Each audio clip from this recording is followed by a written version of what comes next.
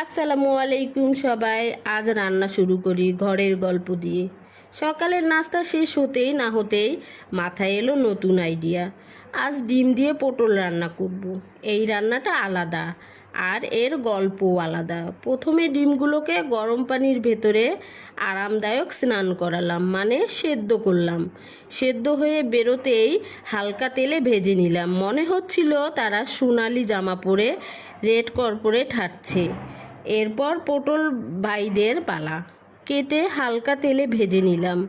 ভাজা সময় মনে হচ্ছিল পটলগুলো ফিস ফিস করে বলছে, আমাদেরও ডিমের মতো ফেম দাও। তারপর এর মূল সিক্রেট, পেঁয়াজ, কাঁচামরিচ, সরিষা ব্লেন্ডারে ঢুকে তৈরি হলো ঝাল মশলাদার পেস্ট। শব্দ করতে করতেই যেন তারা গান গাইছে, আমরা হব রান্নার নায়ক। এই পেস্টটাকে কড়াইতে দিয়ে তেল ও মশলার সঙ্গে ভাজলাম। গন্ধ ছড়াতেই সবাই বলল, কী রান্না হচ্ছে রে বাবা। এরপর সেই ভাজা পটল সোনালি ডিম কড়াইতে ঢুকিয়ে দিলাম।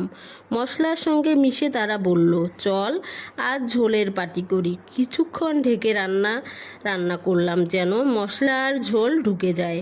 শেষে ঢাকনা খুলতেই কড়াই থেকে বেরোলো লালচে ঝোল, সোনালি ডিম আর সবুজ পটলের রং। এক চামচ মুখে দিতেই মনে হলো ডিম আর পটল যেন একে অপরের প্রেমে পড়েছে।